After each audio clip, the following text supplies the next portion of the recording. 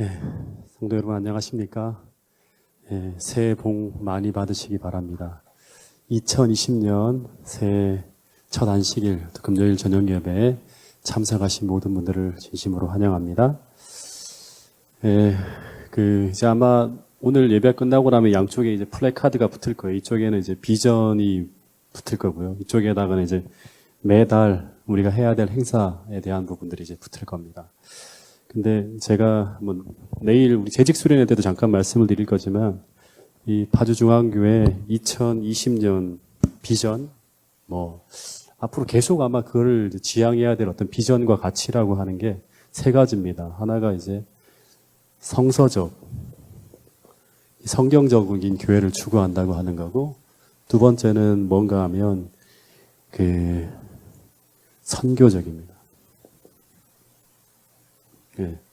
그 성경에 나와 있는 그 하나님의 말씀에 순종하는 게 바로 뭔가 하면 이 마지막 때 새 천사의 기별을 땅끝까지 전하는 거죠. 그죠? 예. 이거 사명을 잊어버리면 이제 교회는 방황하게 될 것입니다. 그 세 번째가 뭔가 하면 미래지향적입니다. 이 말은 이제 교회 어린이 학생 청년들로 가득 찬 그런 교회를 만들겠다고 하는 거죠. 이 세 가지의 가치를 놓고 계속 부흥하며 전진하며 나가는 그런 계속 변화하며 나가는 그런 교회가 파주중앙교회가 되었으면 좋겠다는 그런 이제 꿈을 가지고 있습니다. 그래서 오늘 이제 금요일 저녁 예배를 우리 청년회장인 우리 신민정 자매가 사회를 보고 임원섭 청년이 기도를 하는 것이 어떤 하나의 메시지겠죠, 그죠? 네, 이런 젊은 사람들로 교회가 계속 가득 차는 그런 교회를 꿈꾸고 있는 그러한 어떤 사람들이 모여 있는 곳이 이 파주중앙교회가 되었으면 좋겠다는 생각이 듭니다. 물론 아마 다음 주 이제 주말 부흥회를 하면 이제 우리 김기복 목사님이 오셔서 이건 이제 담임 목사의 비전이고요. 이제 생각해낸 거고 이제 우리 교회가 같이 만들어가는 그 비전이 이제 교인들이 생각하는 그 비전이 또 만들어질 거예요. 그것이 만약에 또 성경적이라고 하고 또 우리 모두가 공감할 수 있는 그러한 비전이라고 하면 또 바꿀 수 있어요. 네. 더 하나님이 바라시는 방향으로 계속 교회가 이 리모델링해 나가는 것이 2020년에 우리가 해야 될 거라는 생각이 듭니다. 지난 화요일부터 이제 창세기 23장 사라의 죽음에 대한 이야기를 나누고 있습니다. 23장 1절에 보면 사라가 127세를 살다가 죽었다고 했고, 그리고 그녀가 죽은 곳이 가나안 땅의 헤브론 곧 기럇 아르바라는 어떤 지역에서 이제 또 죽었다고 합니다. 그래서 사람들이 이제 다 슬퍼하고 아브라함도 슬퍼하면서 애통합니다. 근데 이제 사라가 죽은 후에 이제 애도를 마친 후에 뭐를 해야 되죠? 다 슬퍼하기만 하면 안 되잖아요. 어떻게 해야 돼요? 장사를 지내야 되는데, 근데 문제는 뭐가 문제인가 하면 이 장사를 지낼 땅이 없다는 거예요. 예. 왜냐하면 그때까지도 하나님께서 아브라함에게 땅을 주시겠다고 약속을 했지만 땅 한 평도 아직까지 허락이 되지 않은 그런 상황이에요. 그래서 아내가 죽었는데도 장사할 이제 이 묘지가 없는 거예요. 예. 그래서 본문 3절에 보면 아브라함이 어디로 갔는가 하면 헷 족속에게로 가서 사라를 매장할 곳을 이제 살려고 합니다. 그래서 어떤 얘기를 하는가 한번 읽어보면 그 시신 앞에서 일어나 이제 울기만 하는 게 아니라 일어나서 이제 장사를 지낼 곳을 구하기 위해서 나가서 헷 족속에게 말하여 이르되 나는 당신들 중에 나그네요 거류하는 자이니 당신들 중에서 내게 매장할 소유지를 주어 내가 나의 죽은 자를 내 앞에서 내어다가 장사하게 해달라고 하는 그런 이야기를 합니다. 그러자 이 헷 족속이 아브라함에게 뭐라고 대답을 하는가 하면 6절부터 한번 읽어볼까요? 시작.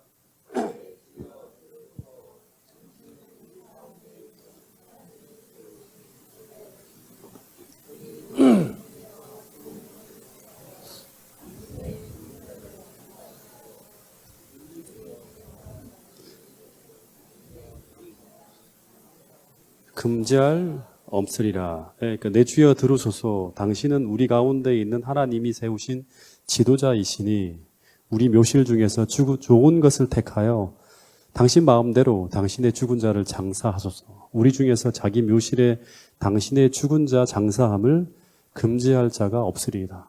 그러니까 아무데나 장사하라고 하는 거예요. 근데 이 당시에 이 아브라함이 누구에게 가서 이제 땅을 살려고 하는가 하면 헷 족속이라고 하죠. 헷 족속이라고 하는데 이 헷 족속은 그 역사책에 보면 이제 성경에는 헷 족속이라고 하고 그 성경에서는 역사 속에서는 히타이트족이라고 합니다. 제가 이제 좀 역사를 좋아해서 고대 근동에 관한 역사책들을 자주 보는데 이 히타이트족은 철기 문명으로 무장한, 다시 말하면 당시에 철제 무기를 사용하는 굉장히 강력한 그런 족속이었다고 합니다. 근데 성경에 여러 번 등장해요, 이 헷 족속이. 이 헷 족속 하면 누가 떠오릅니까, 여러분? 누가 떠오르죠? 예? 예, 우리야. 예. 밧세바의 남편 우리야가 바로 헷 족속입니다. 예. 사무엘하 11장 3절, 사무엘하 11장 6절에 보면 우리야라는 이 사람 앞에는 언제나 헷 사람 우리야라는 말이 따라 붙습니다. 예. 근데 본문에 보면 당시 아브라함이 거주하는 이 헤브론 지역이 이 누가 지배하고 있었는가 하면 헷 족속. 이 헷 족속이 지배하고 있었기 때문에 이 사람들에게 가서 땅을 살려고 하는 거예요. 예. 근데 원래 처음부터 헷 족속이 가나안 땅을 지배한 건 아니죠. 예. 원래는 누가 지배했는가 하면 그 아모리 족속이 이 헤브론을 차지하고 있었습니다. 원래는 아모리 족속이.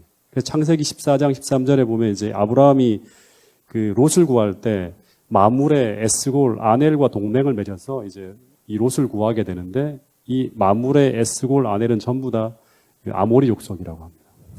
근데 이 창세기 20장에 보면 아브라함이 갑자기 25년 동안 그 가나안 중심인 헤브론을 떠나서 어디로 가는가 하면 어디로 갔죠?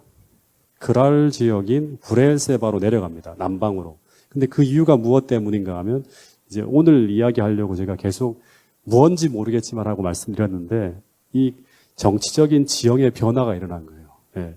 다시 말해 그 지역을 지배하던 아모리 족속이 쫓겨나고 그 대신 이 철기 문명으로 무장한 헷 족속이 이 가나안 일대 헤브론 지역을 다 지배하게 되면서 역사책에 보면 이 헷 족속이 이 지역을 다 지배했던 그런 기록이 있어요. 차지하면서 아브라함이 아무리 주변 사람들과 같이 동맹을 맺고 살아가다가 갑자기 정치적 지형이 바뀌니까 자기 신변의 위협을 느끼면서 이제 가나안 남부 블레셋 지역으로 이사를 하게 됩니다. 그러다가 다시 돌아가야 되잖아요. 이삭을 번제로 드린 후에 자기 믿음의 절정에 다다랐을 때 다시금 언약의 땅으로 돌아가서 몇 년 동안 이 사라가 127세에 죽잖아요. 17년 동안 어디에서 머무는가 하면 이 헷 족속과 더불어서 헤브론 땅에 살아가고 있었다고 하는 거예요. 예. 그래서 아브라함이 당시 머물고 있는 이 헤브론 일대는 헷 족속이 다스리던 그런 지역이었다. 그래서 아브라함이 4절에 보면 나는 당신 중에서 나그네고 거류자인데 내 아내를 장사하기 위해서 매장할 소유지를 달라고 하면서 요청을 하고 있는 그런 내용이 나오는 것입니다.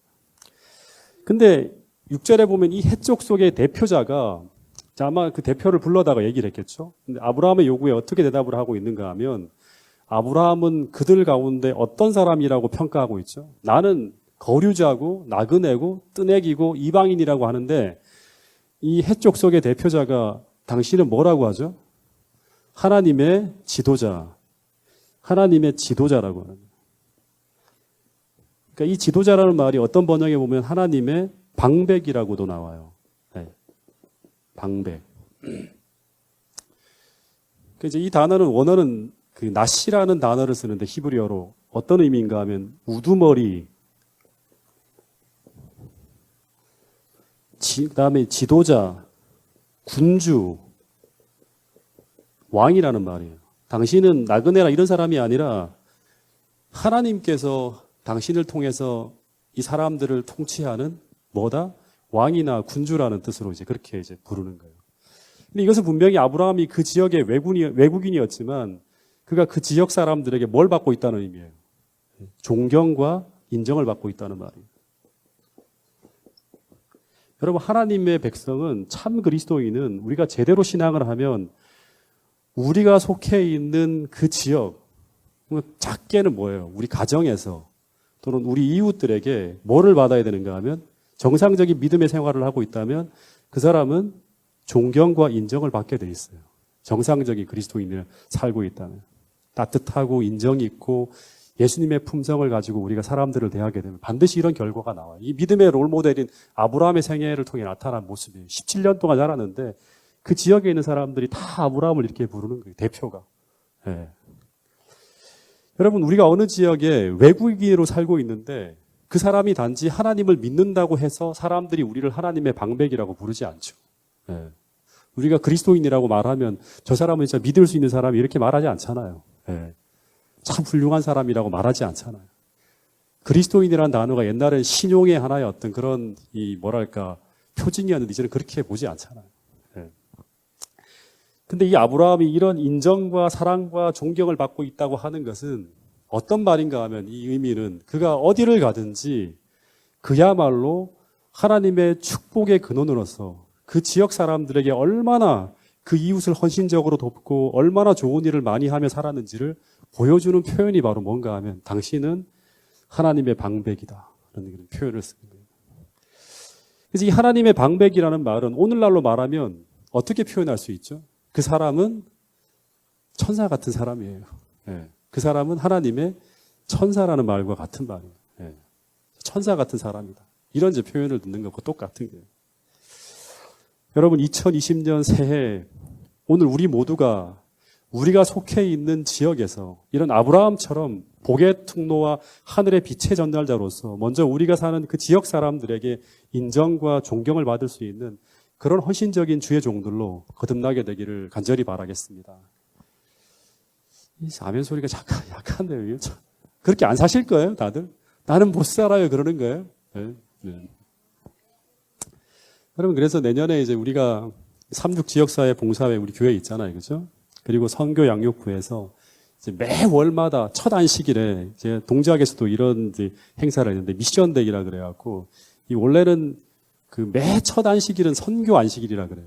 이 미션데이라는 어떤 그런 표현을 쓰는데 이날은 지역 인근 사람들을 위해서 청소도 하고 우리 집수리도 해주고 하면서 지역의 필요를 채워주고 공급하면서 진짜 인근 지역 주민들을 위해 봉사하는 그런 교회로 진짜 공격적으로 우리가 이제 우리의 사랑을 실천하며 나갈 수 있는 그런 우리가 이제 일들을 우리 선교 양육부를 중심으로 해서 아마 펼쳐 나가게 될 것입니다.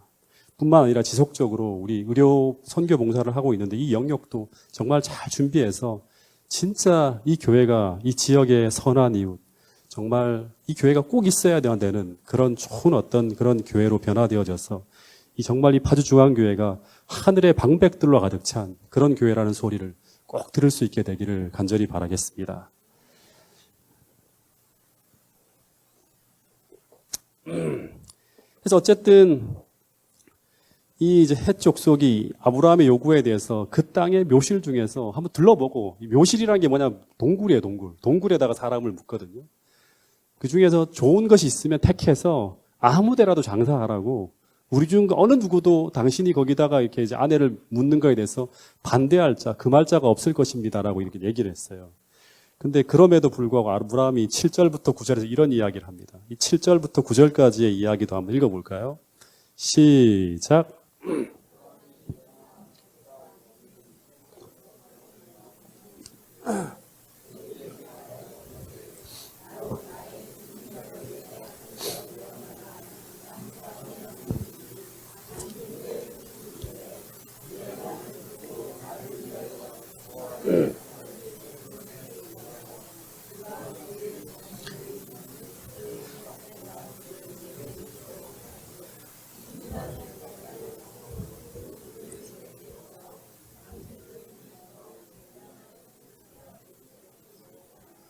예, 이제 이 아브라함이 그 사람이 이제 아무데나 장사하라고 하는데 아브라함이 뭐라고 하는가 하면 7절부터 9절에 보면 아브라함이 먼저 일어나서 헷 족속 사람들에게 이제 몸을 굽혀 절합니다. 정중하게. 그리고 자신의 요청을 수락한 것에 대해서 감사를 표하고 난 다음에 구체적인 이야기를 하는 거예요. 예, 아무 데가 아니라 내가 생각하는 곳이 있다고 하는 거예요. 8절에 보면 나를 위하여 소할의 아들 누구예요?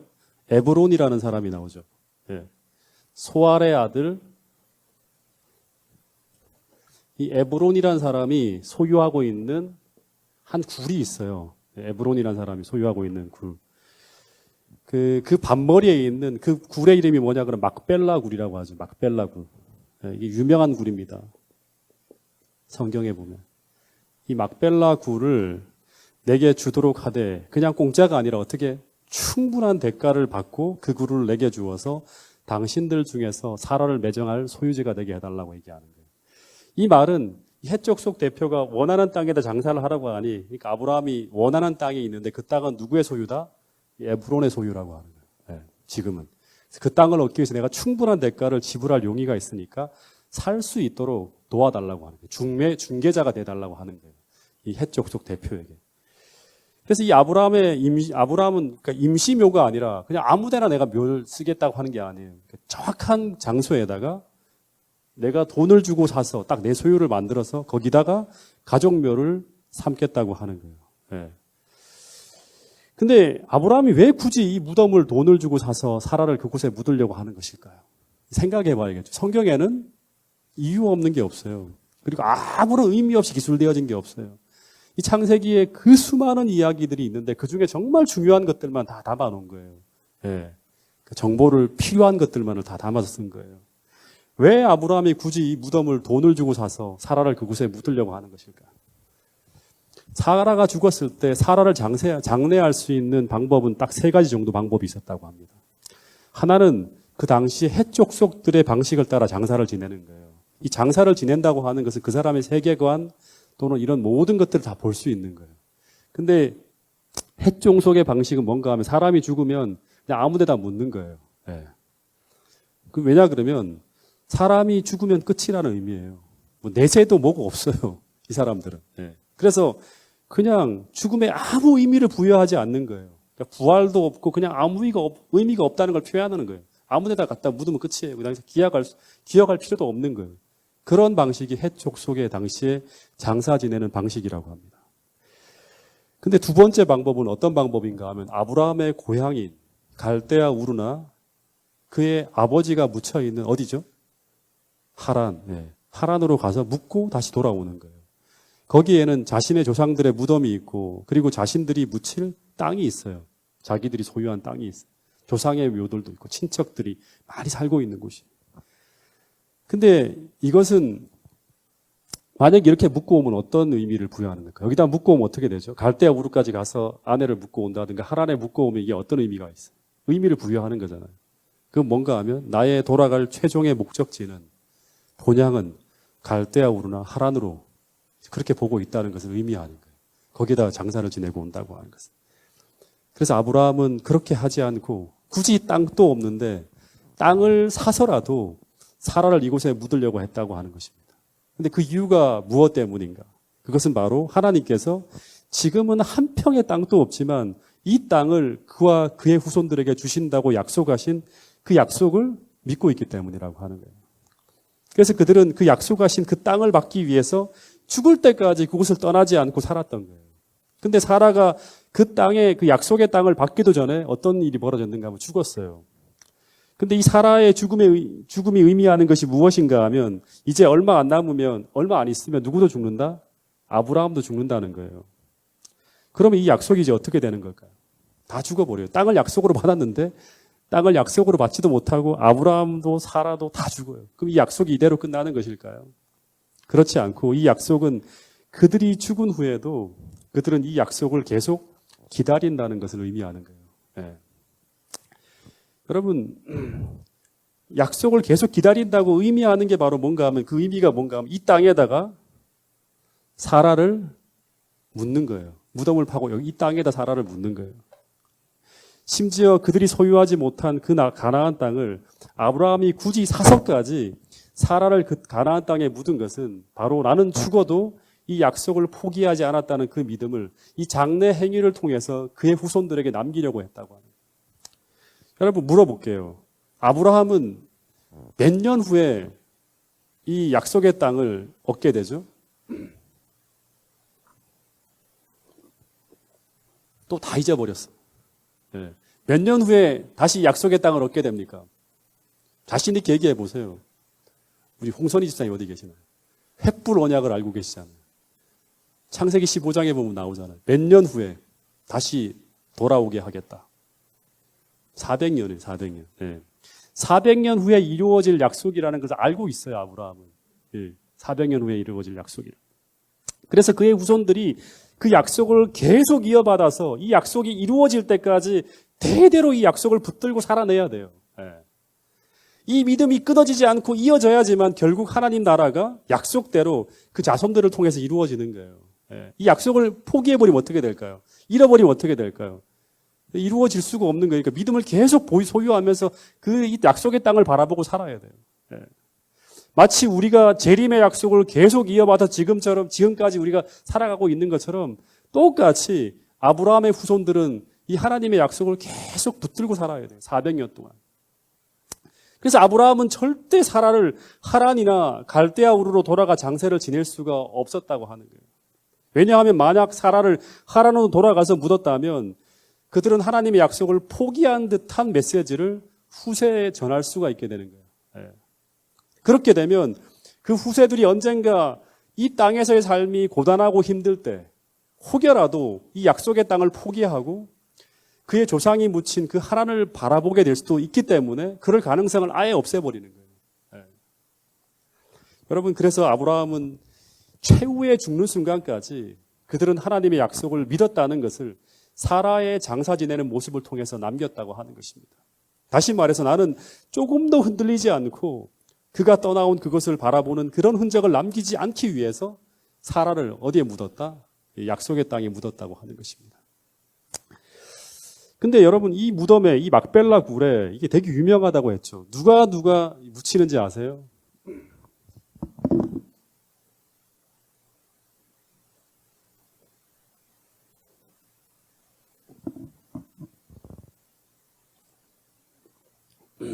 이 사라가 묻히고 난 다음에 그다음에 아브라함도 여기 묻히고, 이삭도 묻히고, 그다음 불러보세요. 리브가도 묻히고, 그다음에 레아도 묻히고, 그다음에 또 누가 묻히죠? 야곱도 묻혀요. 근데 야곱의 아내가 누구죠? 레아도 있지만 라헬도 있죠. 이 라헬은 막벨라 굴에 묻히나요, 안 묻히나요? 안 묻혀요. 어디에 묻히죠? 이 라헬은 베들레헴.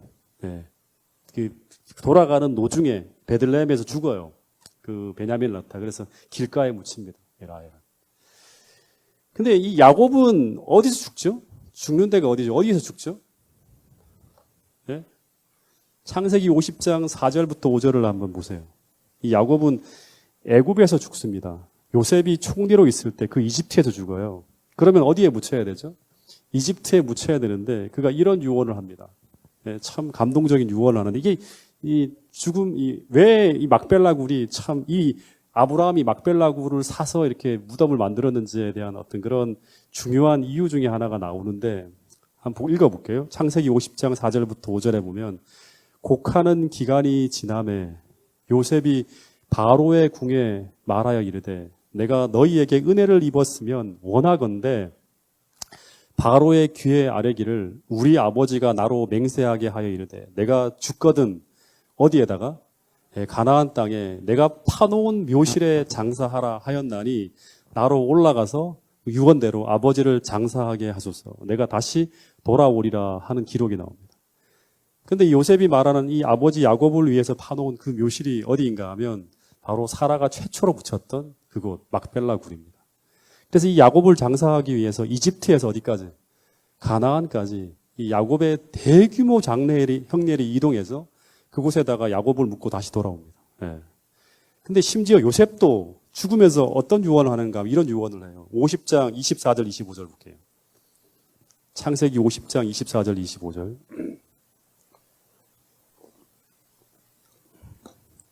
요셉이 그의 형제들에게 이르되 나는 죽을 것이나 하나님이 당신들을 돌보시고 당신들을 이 땅에서 인도하여 내사 아브라함과 이삭과 야곱에게 맹세하신 땅에 이르게 하리라 하고 이 약속을 굳게 믿고 살아가는 거예요. 너희들 언젠가는 돌아간다 가나안 땅으로. 그러면서 25절 그래서 어떻게 해야 되는가 하면 요셉이 또 이스라엘 자손들에게 맹세시켜서 이르기를 하나님이 반드시 당신들을 돌보시리니 당신들은 내가 죽거든 여기서 내 해골을 메고 올라가겠다 하라. 맹세하라고 하는 거예요. 다시금 가나안 땅으로 돌아갈 때 내가 죽거든 내 해골을 메고 어디로 가라? 이 가나안 땅으로 돌아가라고 하는 거예요. 근데 나중에 모세가 출애굽을 할 때 몇백 년이 지나갔겠죠. 그죠? 출애굽을 할 때 출애굽기 13장 19절에 보면 모세가 출애굽 13장 19절 보세요. 이 약속을 기억합니다. 수백 년 전에 약속한 이 이스라엘 백성들이 약속한 이 약속을 기억해요. 그래서 모세가 어떻게 하는가 하면 출애굽기 13장 19절에 보면 출애굽을 할 때 모세가 요셉의 무엇을 가졌으니 유고를 가진 거예요. 예. 이어지는 거예요. 이렇게 이어지는 거예요. 유고를 가졌으니 이는 요셉이 이스라엘 자손으로 단단히 맹세하여 이르기를 하나님이 반드시 너희를 찾아오시리니 너희는 내 유고를 여기서 가져가라고 하였습니다 하는 유언을 기억하고 해골을 가지고 가는 거예요. 부조들의 해골을 다 가지고 가는 거예요. 예. 그러니까 요셉도 애굽이 아니라 가나안에서 결국 묻히는 것을 볼 수 있습니다. 여러분 이것은 뭘 말하는가 하면 그들이 어디를 가든지 얼마나 멀리 그들의 삶이 떠나갈지라도 그들은 언제나 돌아가야 할 그곳 가나안을 바라보면서 결국 그곳이 자신과 그의 후손들의 인생의 최종의 목적지라는 것을 믿음으로 고백하고 있는 삶의 모습을 볼 수 있는 거예요. 정말 중요한 것입니다.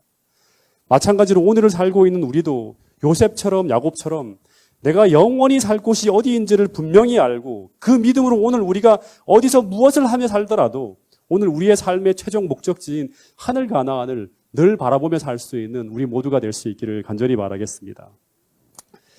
근데 10절에 보면 이 아브라함이 에브론이 소유한 이 막벨라 굴을 사려고 하는데 10절에 보면 이 에브론이 헷 족속과 아브라함이 대화하는 그곳에 앉아 있었다고 합니다.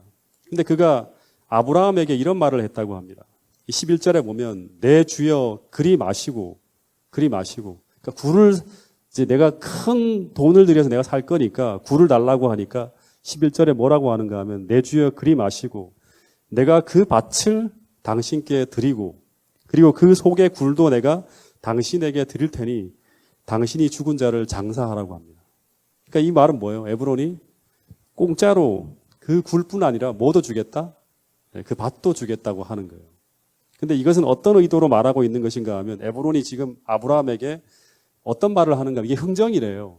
내가 밭을 포함시키지 않고는 그 굴을 팔 마음이 없다고 하는 거예요. 그래서 이게 왜 그런가 하면 이제 그 토지의 일부를 사게 되면 나중에 이 에브론이 그 봉신으로 세금을 계속 헷 족속에게 바쳐야 돼요. 근데 밭까지 다 팔아버리면 그 세금을 낼 의무가 자기에게 없고 아브라함에게 넘어간다고 합니다. 그래서 밭까지 사면 내가 굴을 팔지만 밭까지 사지 않으려면 못 팔겠다고 하는지 흥정을 하는 거예요. 근데 12절에 보면 아브라함이 에브론에게 뭐라고 하는가 하면 그 밭값도 내가 당신에게 줄 테니까 그 밭까지 내가 사겠다고 이야기를 합니다. 그래서 그 값이 얼마인지 물었는데 근데 이제 얼마가 나오죠? 네, 400세겔이라고 하는 이제 값이 불려졌어요. 근데 여러분 이 400세겔이 어느 정도의 값인가 하면 이 바벨론의 기록을 보면 당시에 땅 1에이커라 그러면 4,000평 정도 된다 그래요. 정확하게 말하면 4,046.8평방미터가 이제 1에이커라 그럽니다. 근데 그 1에이커가 얼마에 팔렸는가 하면 4세겔 정도에 팔렸대요. 4세겔.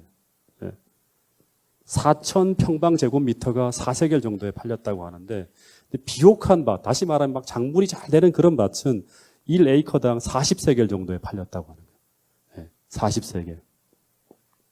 좋은 땅은. 근데 그 정도에 팔렸는데 이 바벨론의 기준에 따르면 400세겔 정도의 금액이면 100에이커 정도의 땅을 살 수 있을 정도의 어마어마한 금액이라고 합니다. 그러니까 한 40만 평방제곱미터의 크기의 땅을 살 수 있는 어마어마한 금액이 은 400세겔이에요. 근데 아브라함이 어떻게 하죠? 16절에 보면 가격을 흥정하지 않고 어떻게 합니까? 아무 이의 없이 그냥 400세겔을 달아서 딱 줘버리고 그 땅을 샀다고 하는 거예요.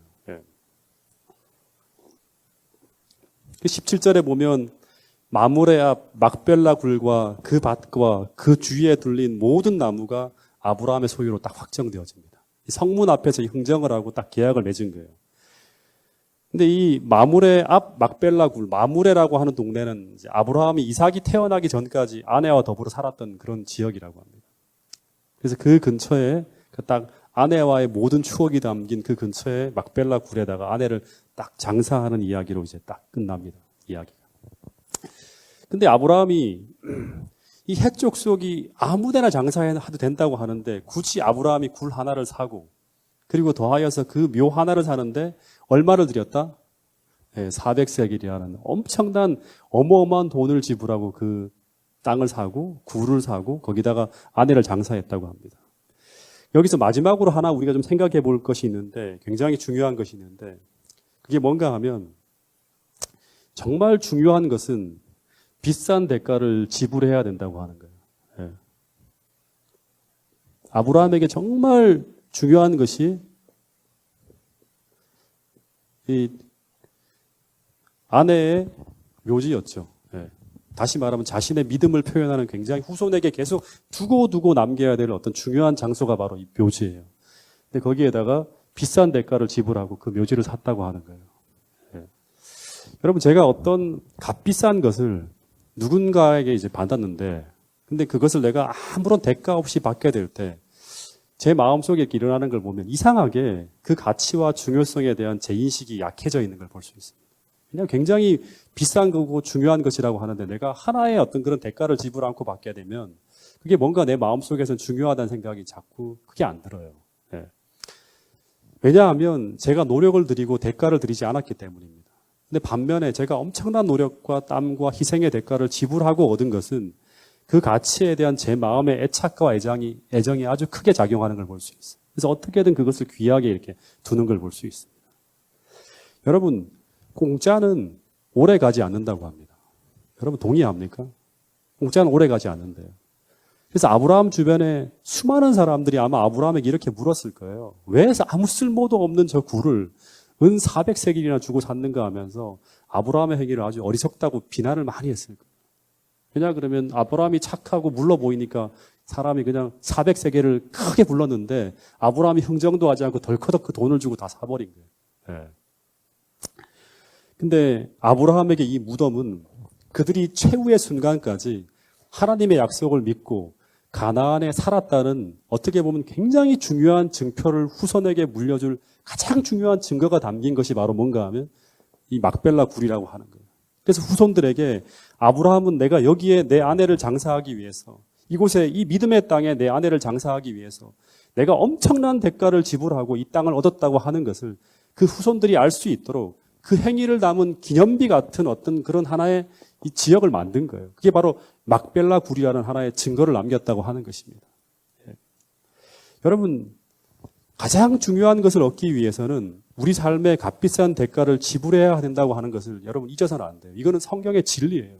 예. 이런 말이 있습니다. 노예의 특징은 정당한 대가를 지불하지 않으려고 한다는 그런 말이 있어요. 다시 말해서 노예의 근성 중에 하나가 뭔가 하면 중요하고 귀한 것을 모두 다 공짜로 얻으려고 한다고 하는 거예요. 이게 노예 근성이라고 합니다. 예. 그래서 그런 사람은 중요한 다른 것을 내 노력을 들여서 얻지 않았기 때문에 얼마든지 쉽게 팔아먹을 수 있대요. 이게 노예들의 특징이라고 하는 거예요. 예. 근데 실제로 애굽에서 나온 이스라엘 백성들을 보면 이들이 가나안을 얻기 위해서 지불해야 될 인내와 고난의 대가를 지불하지 않으려고 해요. 그냥 가나안을 그냥 그저 얻으려고 해요. 그러다가 모두 다 광야에서 그 고난과 땀과 희생의 대가를 지불하지 않고 가나안을 가려고 했던 대부분의 사람들은 다 어떻게 되는가 하면 이 광야에서 다 죽어버려요. 다 죽는 거예요. 예. 여러분 하나님의 백성들은 어떤 사람들인가 하면 가장 중요한 것에 대해서 마땅히 지불할 충분한 대가를 지불할 수 있는 용기가 있는 사람들이 누구인가 하면 바로 참 그리스도인이라고 하는 것입니다.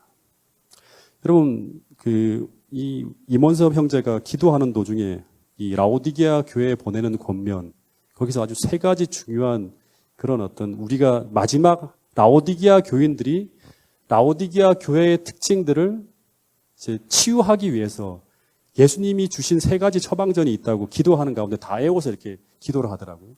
그 세 가지 처방전 아세요 혹시? 임원섭 청년은 좀 가만히 있고 기도를 했으니까 이 세 가지 처방전을 다 아세요? 첫 번째는 불로 연단한 금 얘기했죠. 두 번째는 흰 옷, 벌거벗은 수치를 가리기 위한 흰 옷이 있고 또 하나가 뭐죠? 그러니까 선악을 분별할 수 있고 영적인 것과 이걸 분별할 수 있는 영적 분별력을 상징하는 안약이에요. 이 세 가지를 모두 어떻게 하라고 하죠? 하나님께서. 어떻게 하라고 해요? 어떻게 하라고 해요? 어떻게 얻으라고 하죠? 사서 얻으라고 하는 거예요. 사라고 하는 거예요. 산다고 하는 말은 뭐예요?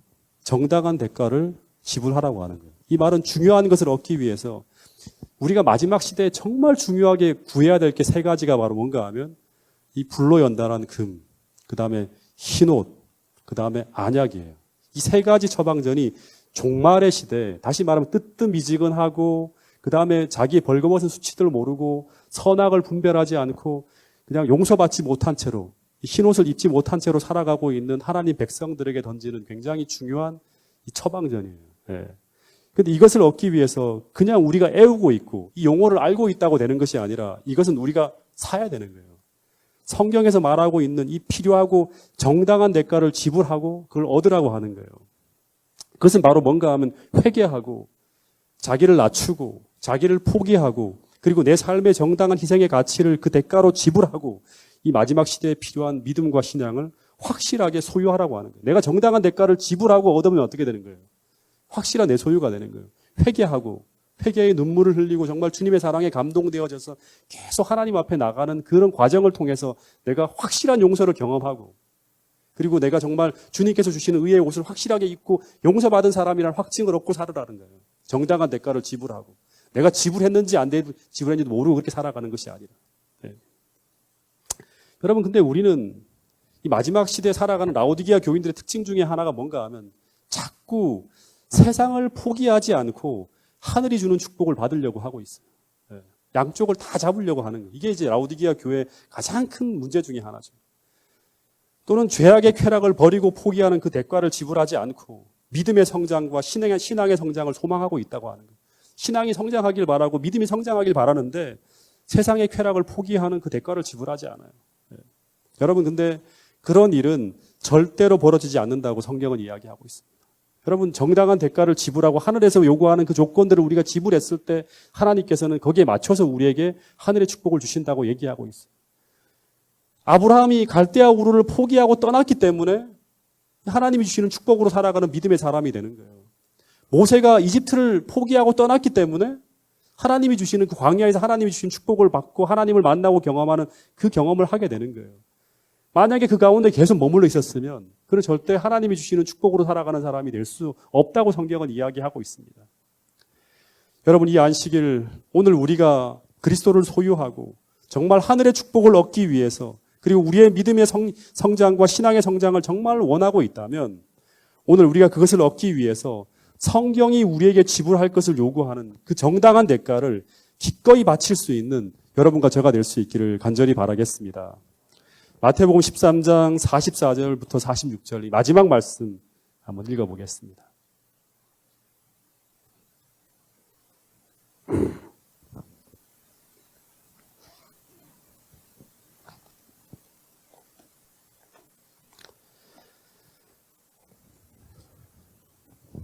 마태복음 13장 44절부터 46절 말씀 한번 같이 읽어보겠습니다. 시작.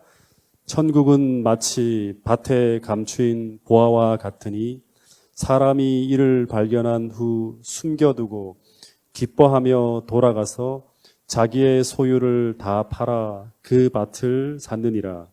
또 천국은 마치 좋은 진주를 구하는 장사와 같으니 극히 값진 진주 하나를 발견하며 가서 자기의 소유를 다 팔아 그 진주를 사느니라. 여기 천국의 비유 가운데 다 나오는 게 뭐예요? 마치 밭에 감추인 보화를 발견한 사람이 그 가치를 발견한 거예요. 그리고 난 후에 어떻게 하죠? 내가 가지고 있는 것을 다 팔아서 그 밭을 살 만큼 기꺼이 자신을 완전히 다 희생할 만큼의 그 가치를 발견한 사람이 누구인가 하면 바로 그리스도인이에요. 천국을 발견한 참된 그리스도인이라고 하는 거예요. 여러분 오늘 하나님께서 우리에게 주시는 그 축복이 진짜 머릿속에만 남는 것이 아니라 실제로 그 가치를 우리가 발견하고 그를 깨달은 사람이 되어서 가치의 변화, 다시 말하면 가치 혁명이 일어나는 사람들이 누구인가 하면 참된 그리스도인이라고 하는 것입니다. 여러분 그것을 실제 삶을 통해서 표현하며 아브라함처럼 모세처럼 정말 하나님의 축복으로 살아가는 그런 신앙인으로 거듭나는 2020년 우리 모두가 될 수 있기를 간절히 바라면서 오늘 말씀을 줄이도록 하겠습니다.